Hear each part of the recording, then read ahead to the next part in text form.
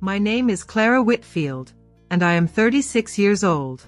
I live in a quiet neighborhood just outside Portland, Oregon, in a small townhouse that used to feel like the beginning of a stable life.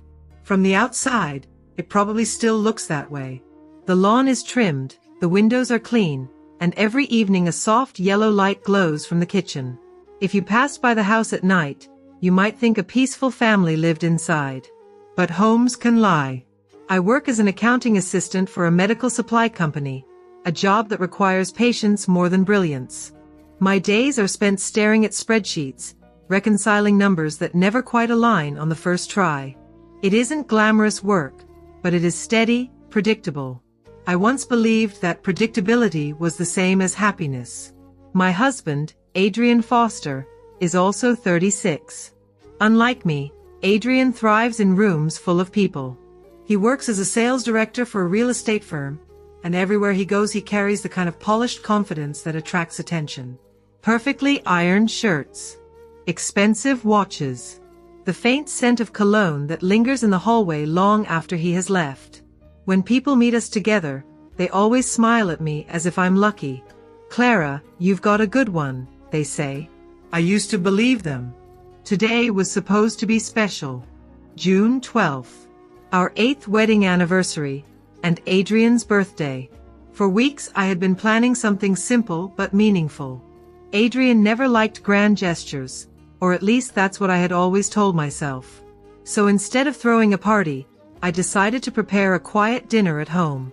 I took a half-day off from work. The afternoon was spent driving across the city, picking up things he liked. I stopped at a specialty butcher shop nearly 40 minutes away just to buy Wagyu short ribs, the kind he once mentioned enjoying at a client dinner. I didn't really know how to cook them properly, but I watched several tutorials online while the meat rested in the fridge. Then I bought a bottle of Bordeaux red wine, the one with the black label he always ordered at restaurants. By 5 in the evening, I was back home. The kitchen slowly filled with the smell of garlic, butter, and herbs. I burned my finger once while searing the meat and laughed quietly to myself, running it under cold water. It felt almost romantic, the kind of small domestic accident that couples joke about later. I even decorated the balcony. A string of warm fairy lights stretched along the railing, casting a golden glow over the small table I had set up outside. I placed an ivory tablecloth over it, ironed earlier that morning, and arranged the plates and silverware carefully like I had seen in restaurant photos. In the refrigerator sat a small custom cake. Vanilla frosting. Simple. On top, written in soft chocolate script, "Happy birthday and happy anniversary, Adrian." At 6:50 p.m., I went upstairs to get ready. I chose a dark blue dress I hadn't worn in months. It wasn't expensive, but it fit well enough, and Adrian once told me that color suited me. I curled my hair slightly, applied a little lipstick, and dabbed perfume on my wrists. When I looked at myself in the mirror, I felt a strange, nervous excitement. Like a younger version of myself had returned for the evening. At 7 p.m., I sat down at the balcony table. Adrian usually got home around this time. The sun was still low in the sky, casting a soft orange light over the quiet neighborhood. Cars passed occasionally, but otherwise the street was calm. I poured 2 glasses of wine. One for me, one for him. The minutes passed slowly. At 7:30, the food was ready. I kept the ribs warm in the oven. At 8 o'clock, I lit the candles. The small flames flickered in the evening breeze, reflecting gently off the wine glasses. Adrian still wasn't home. This wasn't unusual. He often stayed late for work meetings, client dinners, networking events. I had learned long ago not to question it too much. Still, I sent a text. "Dinner's ready. I'm waiting." The message showed delivered, but not read. By 9 o'clock, the candles had burned halfway down. The food was drying slightly despite the foil covering it. I tried calling him. The phone rang. Once. Twice. 5 times. Then voicemail. I didn't leave a message. Instead, I stared out at the quiet street while the breeze moved gently through the fairy lights above the balcony. Somewhere in the distance, A dog barked. Another hour passed. At 10:35 p.m., my phone buzzed. An email. From Adrian. My chest tightened as I opened it. The message contained only one short sentence. Sorry. Big client emergency tonight. I have to stay at the office. We'll celebrate another time. That was it. No happy birthday to me. No happy anniversary. No apology for missing the dinner I had spent all day preparing. I stared at the screen for a long time. The candles had already burned out. Cold wax hardened around their bases, leaving small white puddles on the tablecloth. The wine in Adrian's glass remained untouched. Slowly, I stood up. Inside the kitchen, the clock ticked loudly against the wall. I wrapped the ribs in foil and placed them in the refrigerator. The cake remained untouched, its cheerful message suddenly looking ridiculous under the bright kitchen light. I turned off the fairy lights on the balcony. The house went quiet. Too quiet. Around midnight, I finally went upstairs. I didn't even change out of the dress. I lay on the bed staring at the ceiling, replaying the email again and again in my mind. Big client emergency. Maybe it was true. Adrian had always been ambitious, hardworking, dedicated. That was what I told myself. But something about tonight felt different. Not louder, not dramatic, just colder. Like a door somewhere inside our marriage had quietly closed. And I was the last one standing on the wrong side of it. The next morning, Adrian still hadn't come home. And that was the moment I first began to understand that the dinner I had prepared the night before wasn't just ignored. It was the final meal of a marriage that had already ended without telling me. The next morning, Adrian still hadn't come home. At first, I tried to treat it like any other work emergency. Adrian had stayed overnight at the office before, especially during major property deals. Real estate negotiations could stretch late into the night, and sometimes he preferred sleeping on the office couch rather than driving home at 2 in the morning. That was the explanation I told myself as I stood in the kitchen making coffee. But explanations are strange things. When they are true, they feel solid. When they are lies, even the smallest detail begins to feel wrong. The house was unusually silent. Adrian normally left small signs of his presence everywhere. His laptop bag on the chair, his watch on the kitchen counter, his phone charger tangled beside the couch. That morning, everything looked almost staged. Clean. Too clean. I poured coffee into my mug and checked my phone again. No messages. No missed calls. Nothing. By 8:30, I was already on my way to work. The morning traffic crawled slowly along the highway, but my mind barely registered the movement around me. All I could think about was the cold sentence in Adrian's email. We'll celebrate another time. It sounded so casual, so detached, as if the 8 years we had spent together were something that could be rescheduled like a dentist appointment. At the office, I tried to focus on my spreadsheets, but the numbers refused to stay still. Rows blurred together as my thoughts drifted again and again to Adrian. By 11 in the morning, I couldn't take it anymore. I picked up my phone and called him. The call rang longer this time. 7 rings. 8. Then voicemail again. I hung up without speaking. Something tightened inside my chest. I stared at the phone for a long moment before dialing another number. Adrian's office. A receptionist answered after the second ring. Good morning, Foster and Caldwell Realty. Hi, I said carefully. This is Clara Foster. I'm trying to reach Adrian. There was a brief pause on the other end. A small hesitation. The receptionist sounded uncertain now. Adrian isn't here. That's okay, I replied. Do you know when he'll be back? Another pause. Longer this time. Then she said something that made the entire hallway around me seem to tilt. Actually, he resigned 3 days ago. For a moment, I didn't understand the words. I'm sorry, I asked. He submitted his resignation earlier this week, she continued politely. His last day was Monday. Monday. Today was Thursday. I gripped the edge of my desk. I think there must be a mistake. No, ma'am. Everything was processed already. He didn't leave any forwarding information. Forwarding information. My husband had quit his job, and I was hearing about it from a receptionist. The call ended soon after, but I barely remember hanging up. The office around me continued moving normally. Phones ringing, keyboards clicking, people laughing quietly near the printer. But I felt like I was standing inside a different world. My hands were shaking by the time I grabbed my bag and left work early. The drive home felt longer than usual.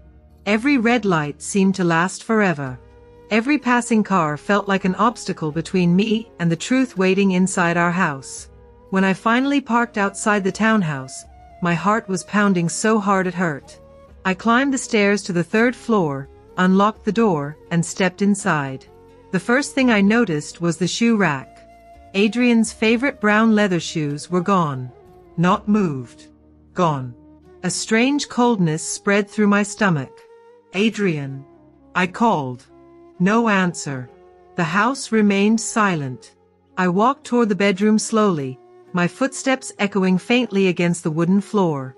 The door was half open, and inside, Adrian stood beside the bed. Packing. Clothes were scattered across the mattress. Shirts, suits, belts, socks, all being shoved quickly into a large travel bag. For a moment, I simply stared at him. My brain struggled to understand what my eyes were seeing. Adrian? He looked up briefly. Not surprised. Not guilty. Just mildly annoyed. Oh, he said flatly. You're back early. I stepped into the room. What are you doing?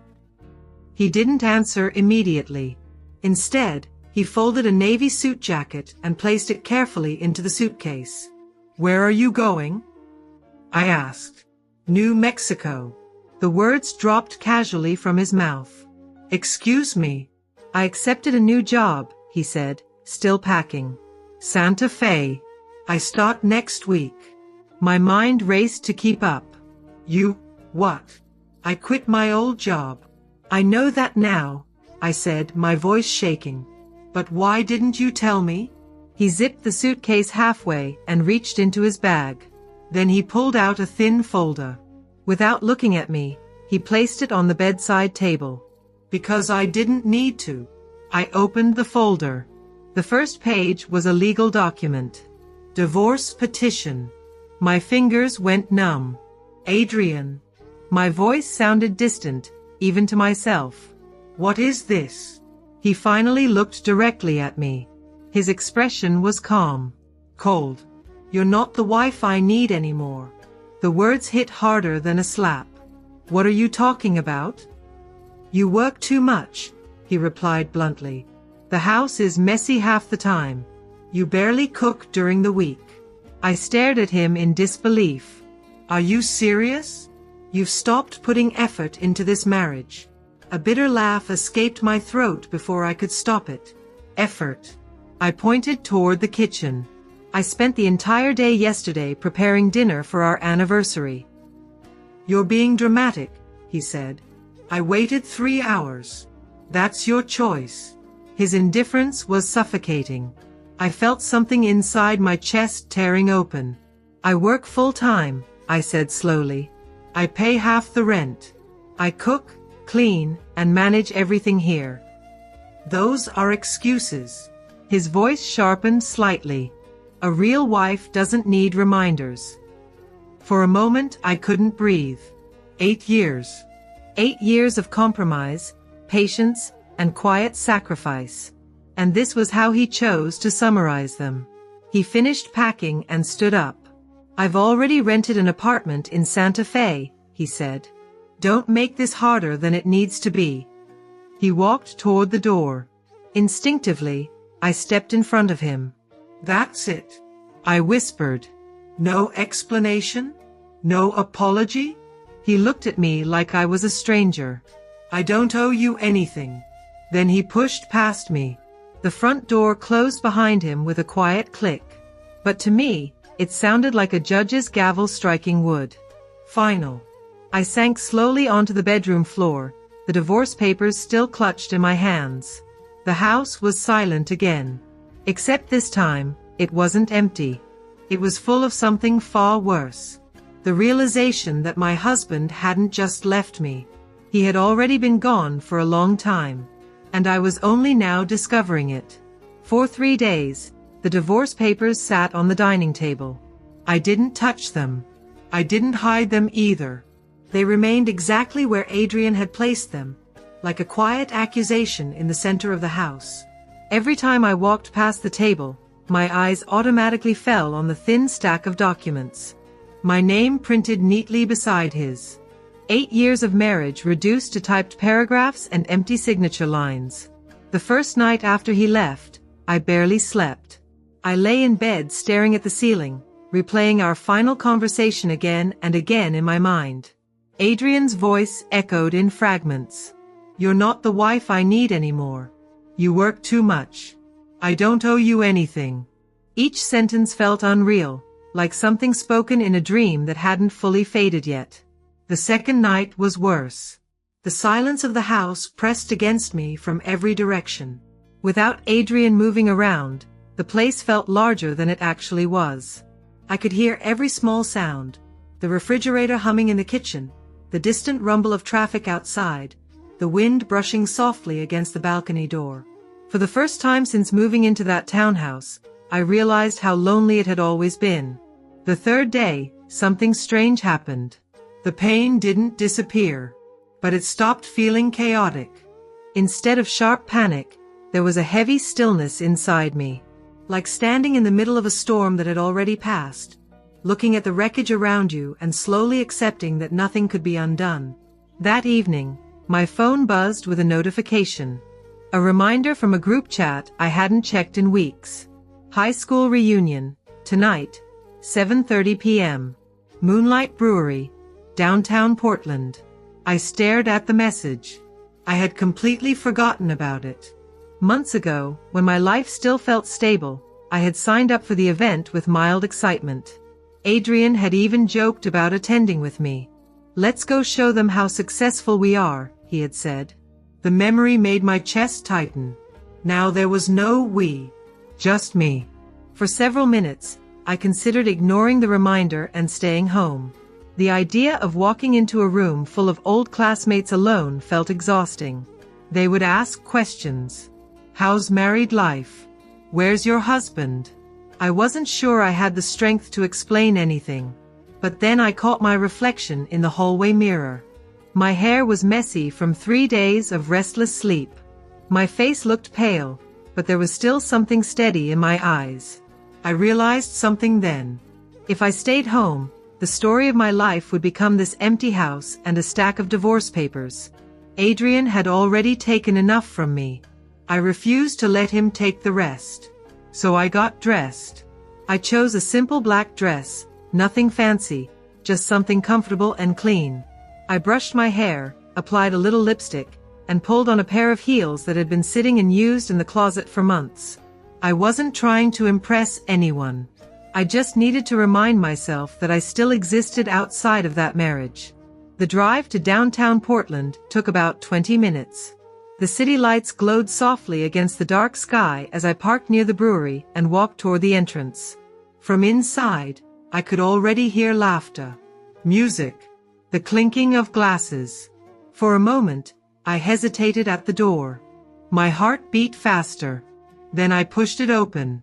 Moonlight Brewery looked exactly like I remembered from years ago. Warm wooden tables, soft yellow lighting, and the comforting smell of beer and fried food filling the air. Groups of people stood everywhere, talking loudly and hugging each other. Some faces were instantly familiar. Others had changed so much that I had to look twice. I stepped inside quietly, scanning the room, unsure where to go. "Clara." The voice came from behind me. I turned. A tall man with dark hair and light stubble was smiling at me. For a second, I couldn't place him.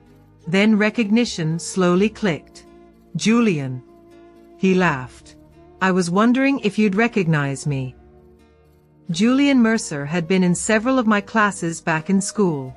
He used to play guitar in the music club and always sat near the back of the classroom.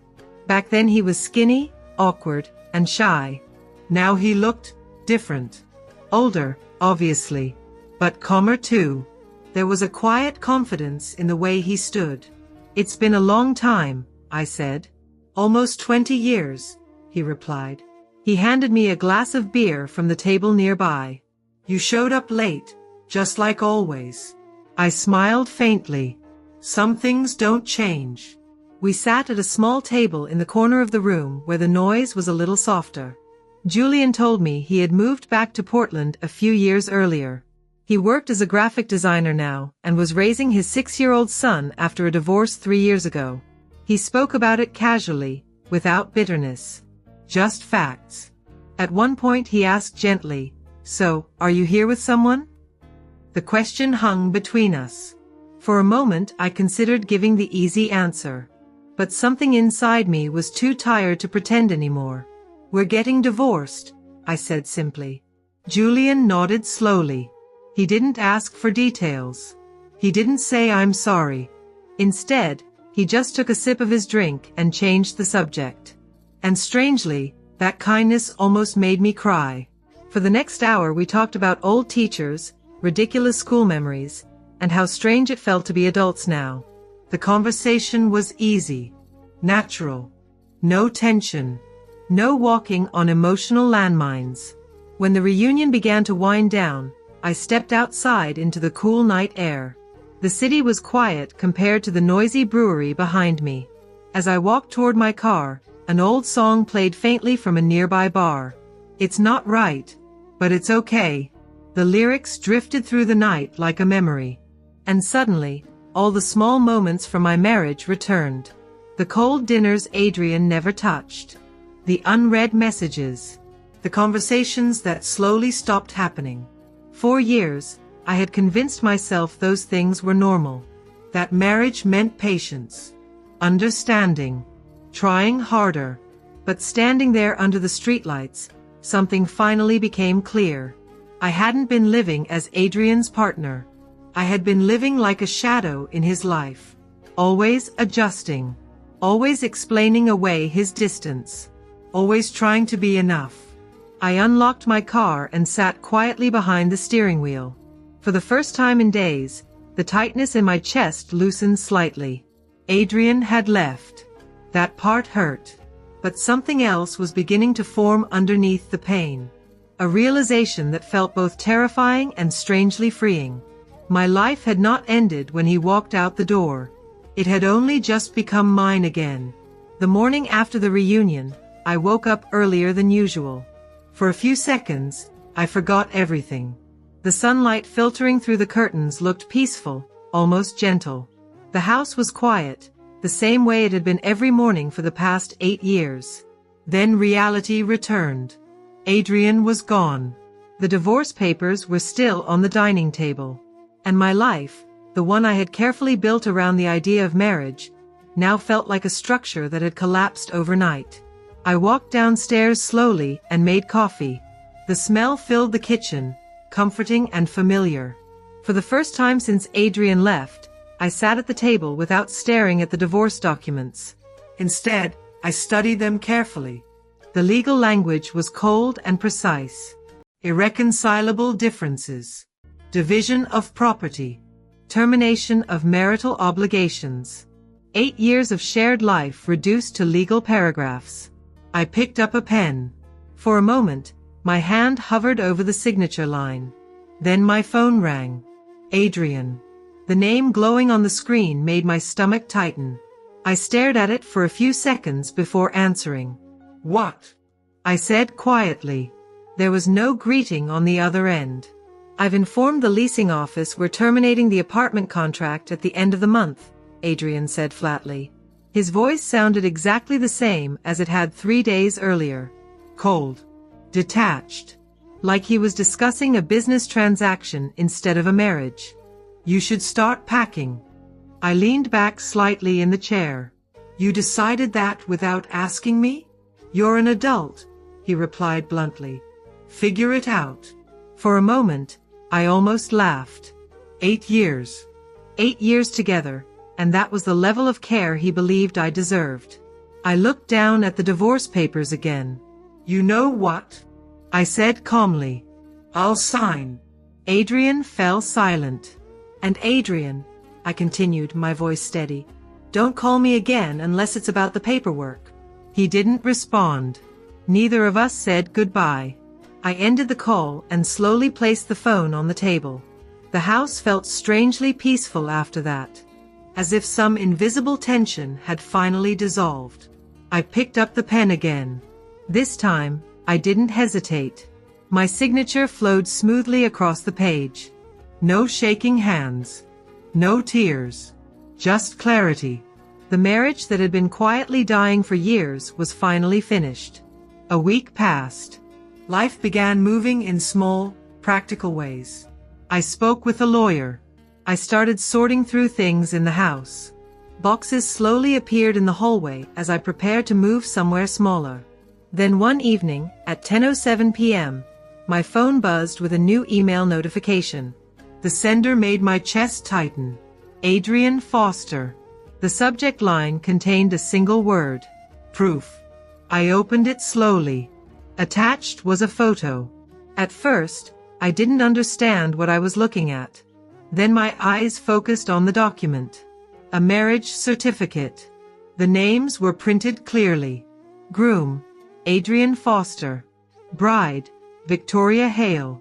The registration date sat stamped in red ink near the bottom. Exactly 1 day after our divorce was finalized. For a moment, the room seemed to spin slightly around me. He had remarried. Already. Before I could fully process the information, my phone started ringing again. Adrian. I answered without speaking. "You saw it, right?" he said. His voice sounded different now. Almost cheerful. "I got married." I remained silent. "Her name's Victoria," he continued. "She's 36, same age as you. But she's different." He paused. "More mature. Gentle. Beautiful." The words were carefully chosen. I could hear the pride in his voice. "She's the only daughter of the Hale family," he continued. "They own several luxury properties in Santa Fe. Her parents even bought us a house in Southern Hills." Still, I said nothing. "And the job I mentioned earlier?" Adrian added. "I'm now executive vice president at their company." The puzzle pieces clicked together immediately. The sudden resignation, the new job, the rushed divorce. All of it had been planned. "So that's why you needed the divorce so quickly," I said quietly.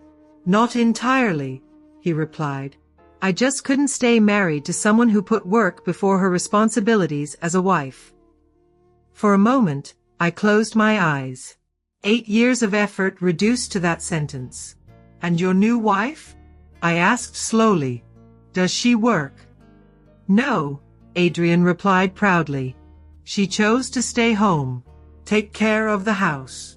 Of course she did. I could almost hear the smug smile on his face. Then he added something else. "And we're expecting a baby." My fingers tightened slightly around the phone. "She's 3 months pregnant." Each word felt like another small blade slicing through the last threads connecting me to that marriage. But strangely, the pain didn't come. Instead, there was only a quiet emptiness. After a few seconds, I asked one simple question. "What was her name again?" "Victoria Hale." I ended the call soon after. No argument. No tears.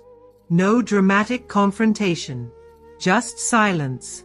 But something about that name lingered in my mind. Victoria Hale. It sounded familiar. Too familiar. I opened my laptop and typed the name into Facebook.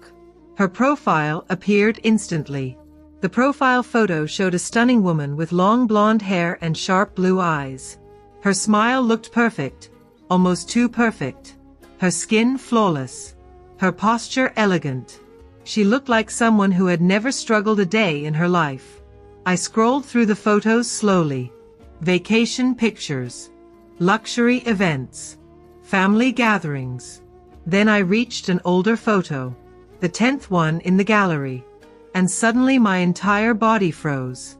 Because the woman smiling confidently in those pictures had once been someone else. Someone I recognized immediately. Her name hadn't always been Victoria Hale.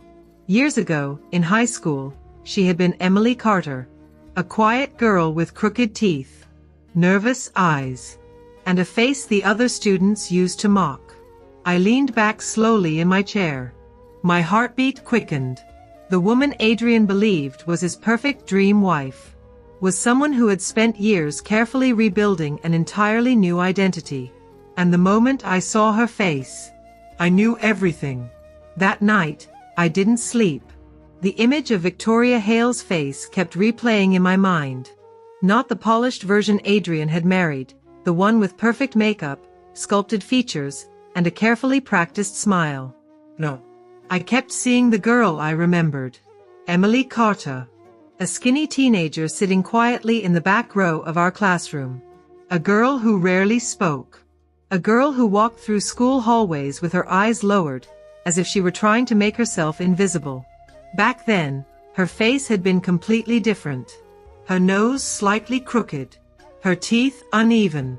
Her skin constantly irritated from cheap makeup she used to cover acne. She wasn't ugly in the cruel sense people use the word. But high school is rarely kind to quiet girls who don't fit into the social hierarchy. And Emily Carter had been an easy target. I remembered the whispers, the laughter, the way people mimicked her smile behind her back. But the girl Adrian had married looked nothing like that person. The transformation was almost unbelievable. It wasn't just makeup or good lighting. It was surgical, calculated. Every feature reshaped until nothing remained of the girl I used to know. Yet the eyes don't change the same way faces do. And I recognized them immediately. The next morning, I called the only person who might confirm what I was thinking. Lena Hartwell, my best friend from high school. She answered after the third ring. Clara? Wow. It's been a while. Do you remember Emily Carter? I asked without any introduction. There was a pause. Then Lena laughed. Of course I do. Why are you asking about her all of a sudden? I took a slow breath. Because my ex-husband just married someone named Victoria Hale. Another pause. This one longer. Wait, Lena said slowly. Tall, blonde, super glamorous? Yes. Oh my God, Lena murmured. So it is her? I asked. Oh yeah, she replied. That's definitely Emily. I leaned back in my chair. That night, I didn't sleep. The image of Victoria Hale's face kept replaying in my mind. Not the polished version Adrian had married, the one with perfect makeup, sculpted features, and a carefully practiced smile. No. I kept seeing the girl I remembered. Emily Carter. A skinny teenager sitting quietly in the back row of our classroom. A girl who rarely spoke. A girl who walked through school hallways with her eyes lowered, as if she were trying to make herself invisible. Back then, her face had been completely different. Her nose slightly crooked. Her teeth uneven. Her skin constantly irritated from cheap makeup she used to cover acne. She wasn't ugly in the cruel sense people use the word. But high school is rarely kind to quiet girls who don't fit into the social hierarchy. And Emily Carter had been an easy target. I remembered the whispers, the laughter, the way people mimicked her smile behind her back. But the girl Adrian had married looked nothing like that person. So it is her? I asked. Oh yeah, she replied. That's definitely Emily.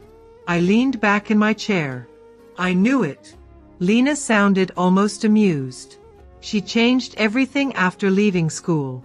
Moved to New York for art school, then disappeared for a few years. And when she came back? Completely different person. Lena began listing things casually. Nose job, jaw surgery, chin reshaping, probably eyelid surgery too. Multiple procedures? Oh yeah, a lot of them. I rubbed my forehead slowly. So she reinvented herself. Completely, Lena said. New name, new look, new social circle. What about her personality? Lena laughed again, but there was something sharp in the sound. That didn't change. What do you mean? She was always quiet, Lena said, but not shy. More like observant. I frowned. She watched people carefully, like she was studying them. The description made something inside me uneasy. There were rumors in New York, Lena continued. What kind of rumors? She got involved with a much older married architect. Very rich. Very powerful. And after that relationship ended, she suddenly had connections. I stared at the wall in silence. So she climbed the ladder. Exactly. Lena's voice softened slightly. Emily, sorry, Victoria, always hated the way people treated her in school. I remember that. She once told me something, Lena said. What? She said the world only respects beauty and power. The words settled heavily in my chest. So she decided to become both. Yes. We stayed quiet for a moment. Finally, Lena asked, how are you feeling about all this? I looked at the photo of Adrian and Victoria on my laptop screen. Their wedding picture was almost theatrical. White roses. Expensive suits. Perfect smiles. Everything looked flawless. But now I could see the illusion clearly. I feel nothing, I said honestly. And strangely, it was true. I didn't feel jealousy. I didn't feel anger. I felt something closer to clarity. Adrian hadn't replaced me with someone better. He had simply chosen a different kind of performance. After the call ended, I closed the laptop and sat quietly in the living room. The house felt different now. Not empty. Just quiet. A week passed without hearing from Adrian. Then one evening, my phone buzzed with a message from an unknown number. The text was short. Clara, are you free? I need to talk. It's important. I stared at the screen. I already knew who it was. I didn't respond. 15 minutes later, the phone rang. Adrian. I answered. What do you want? His voice sounded tense. Different from before. Victoria gave birth, he said immediately. A baby girl. I leaned back in my chair. And there was a long silence. Then Adrian spoke again. She doesn't look like me. I blinked slowly. What? She doesn't look like Victoria either. His voice had a strange edge now. Uneasy. Almost panicked. She looks completely different. I pressed my lips together to stop myself from laughing. Maybe she takes after someone in your family.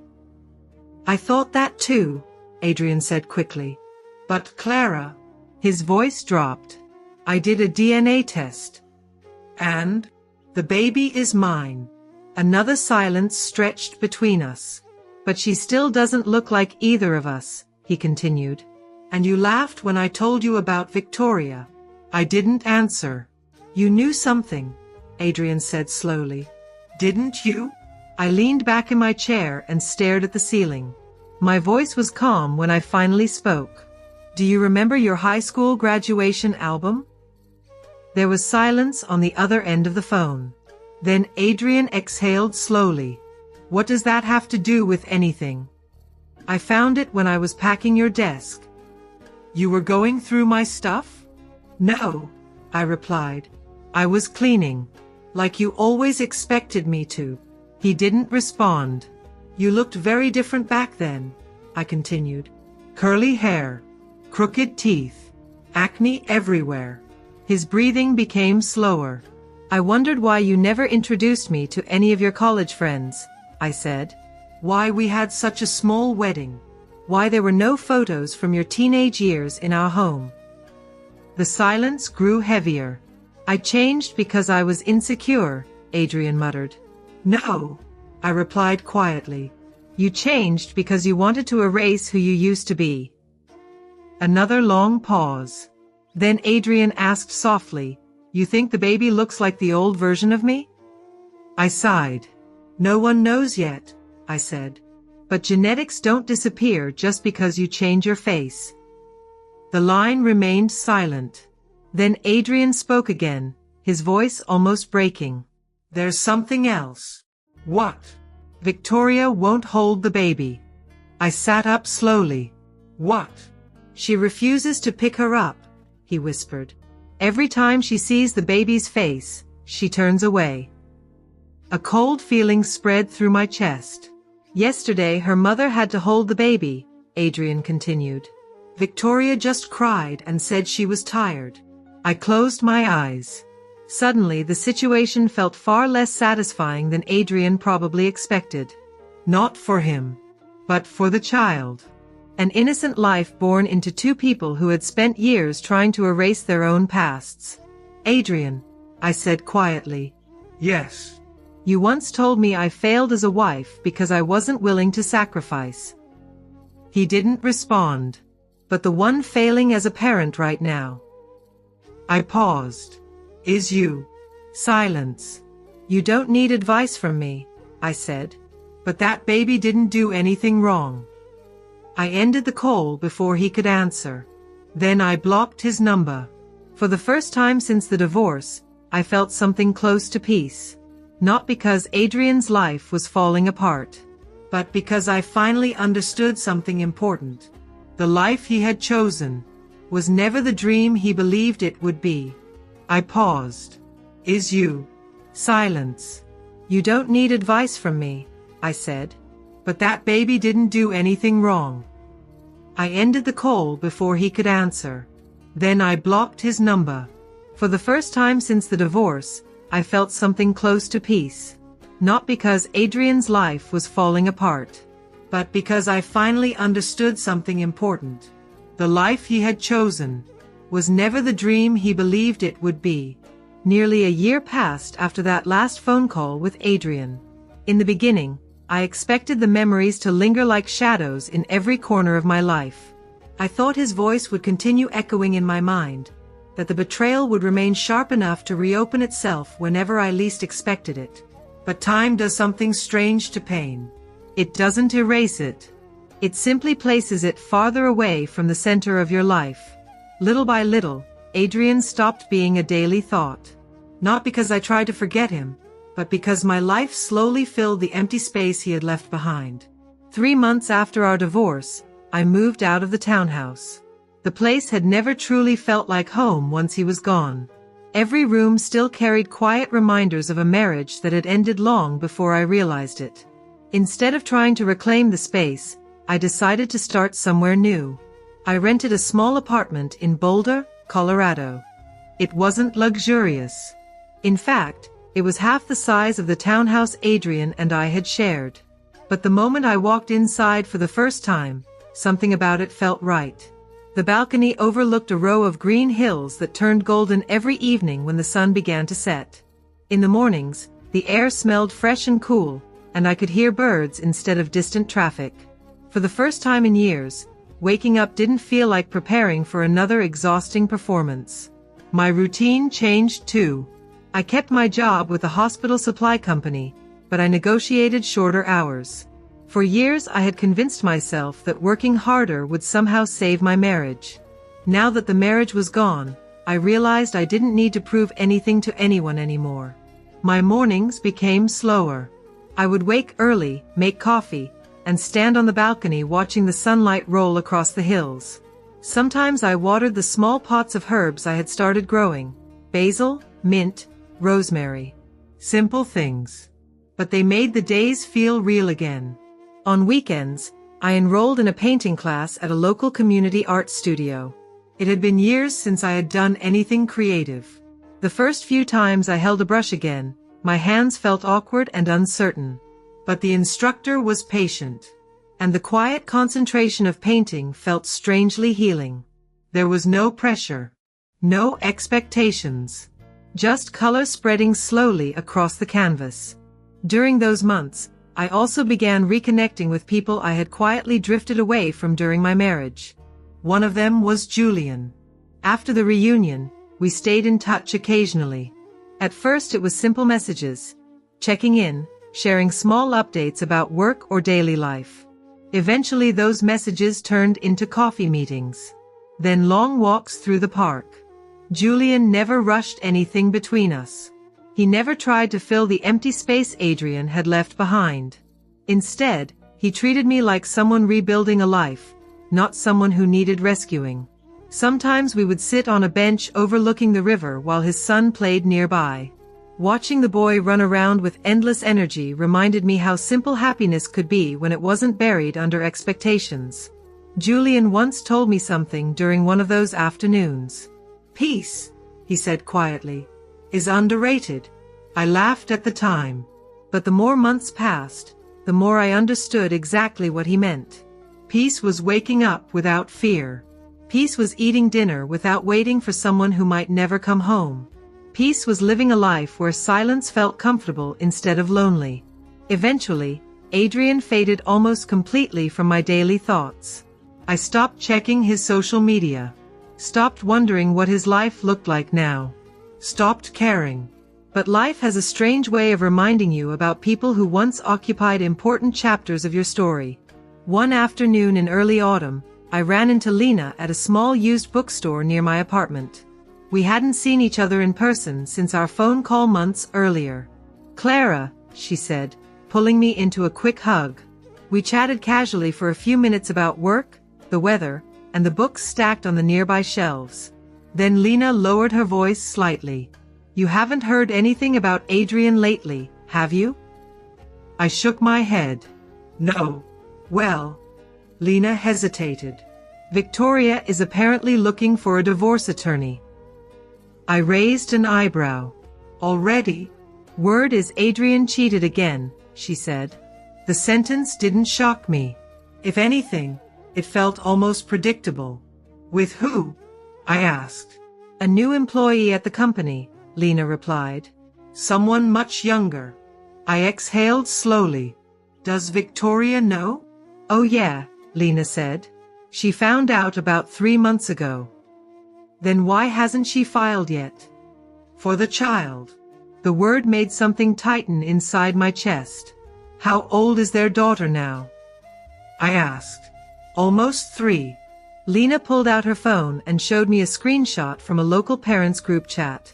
"There's more," she said quietly. I looked down at the message on her screen. One of the mothers had written about a new girl in her daughter's preschool class. Apparently, some of the children had begun teasing her, repeating things they overheard from adults. Things about plastic surgery, about how the girl's mother used to be ugly. The little girl had cried all week. My stomach sank.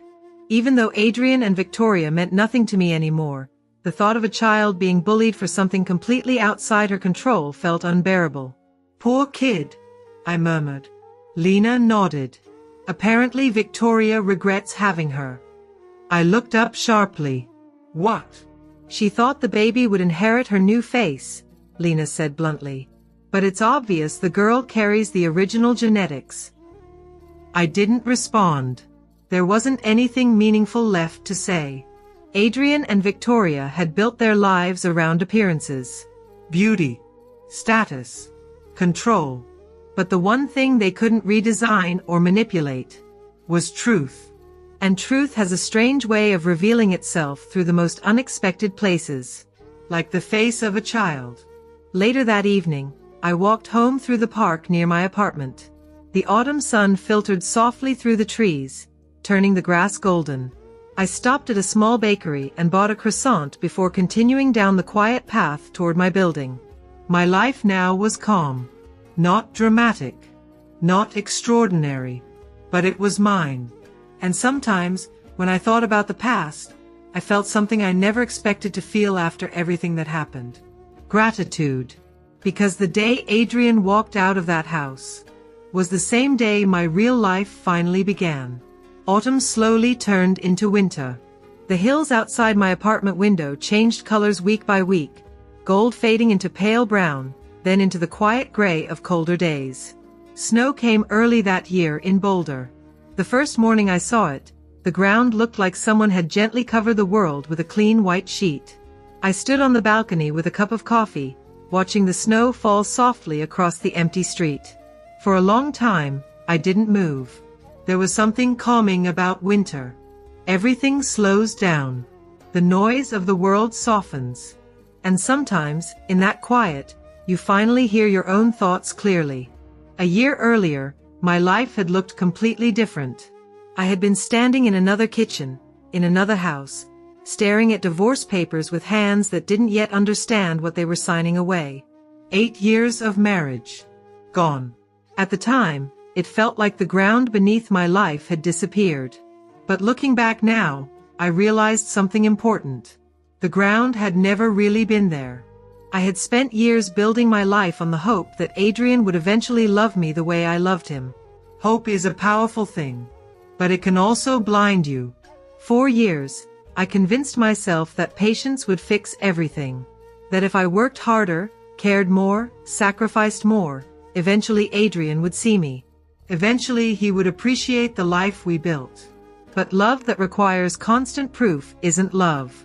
It's survival. And survival is exhausting. I took a slow sip of coffee and watched a car drive slowly down the snow-covered street. Life felt different now. Not perfect. Not magically healed. But peaceful. A few weeks earlier, Julian had invited me to join him and his son at a small winter festival downtown. We spent the afternoon walking through stalls selling handmade decorations and hot chocolate. His son dragged us toward every booth that sold sweets or toys. At one point the boy grabbed my hand without thinking and pulled me toward a small carousel. "Come on!" he shouted excitedly. I laughed and followed him. The moment was simple. Ordinary.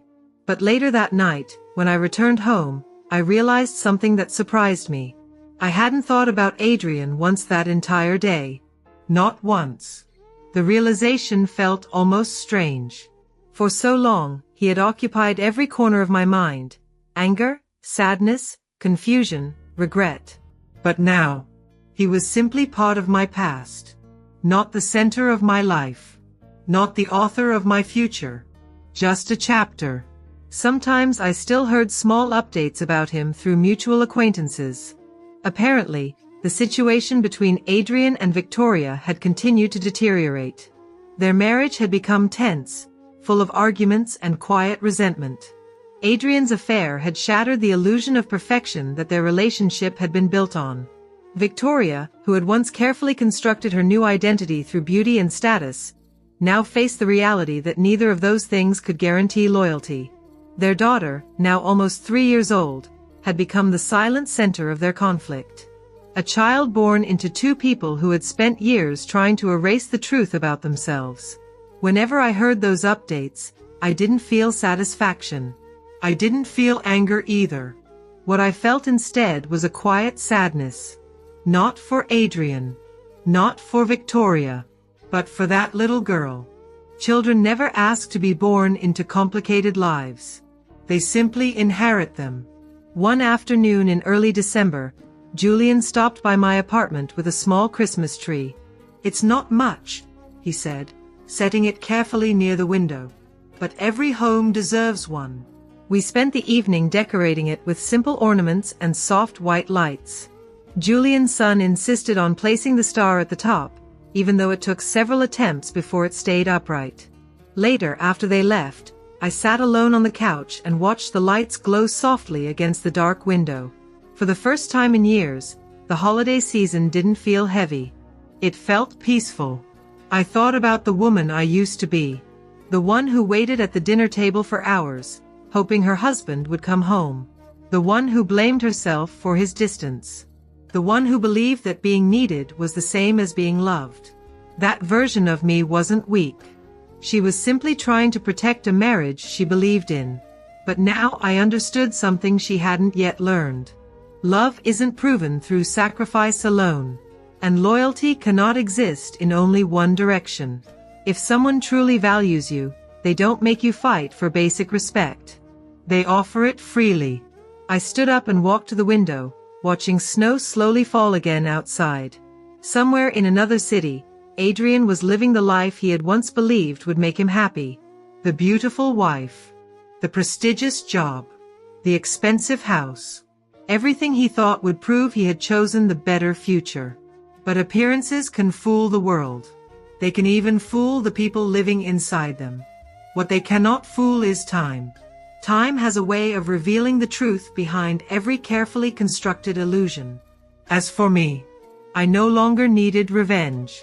I no longer needed Adrian to regret what he had done. My life had already moved forward. And for the first time in years, I was finally living it for myself. If someone ever asked me whether I forgave him, I would probably smile and answer honestly, I don't need to forgive him. Because forgiveness suggests that the past still holds power over you. But the truth is simpler than that. Adrian didn't destroy my life. He simply walked away from it. And by doing so, he unknowingly gave me the freedom to rebuild something better. Not a perfect life, but a real one. A life where love doesn't require pretending. A life where peace matters more than appearances. And a life where I finally understand something that took me 36 years to learn. Sometimes the greatest gift a person who betrays you can give is the chance to become yourself again.